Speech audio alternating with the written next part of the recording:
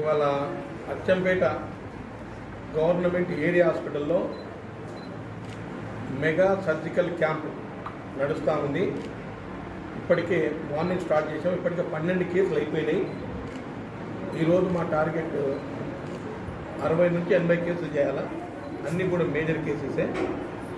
Hysterectomies, hernias, తర్వాత అపెండిసెక్టమీస్, హైడ్రోసిల్స్, వీటితో పాటు సెక్షన్లు కూడా చేసాం. కొన్ని 7 సెక్షన్లు, దాదాపు 7 సెక్షన్లు చేసాం ఈరోజే. ఇవన్నీ కలిపి 60 నుంచి 80 కేసులు చేస్తాం. ఇప్పటి వరకు రిజిస్టర్ అయినటువంటి కేసెస్ 1230 కేసులు, మేజర్ అండ్ మైనర్ కలిపి. మేజర్ కేసెస్ ఒక 400 వరకు ఉన్నాయి.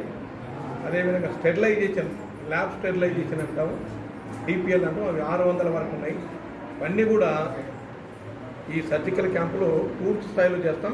ఎవరన్నా అనస్థీషియా డాక్టర్ ఫిట్ కాకపోతే వాళ్ళను హైదరాబాద్లో ఉన్నటువంటి ఉస్మానియా హాస్పిటల్ లేదా గాంధీ హాస్పిటల్, అక్కడ కాకుండా ఇంకా పెద్ద కేసులు ఏమైనా ఉంటే NIMS, Nizam institute of medical sciences Panjagutta, అక్కడ ఎల్ఓసి ఇప్పించి అన్నీ కూడా ఫ్రీ ఆఫ్ కాస్ట్లోనే చేస్తూ ఉన్నాం.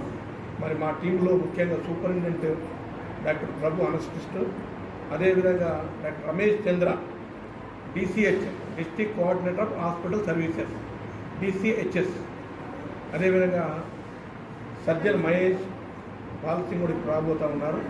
తర్వాత అనస్థిస్టులు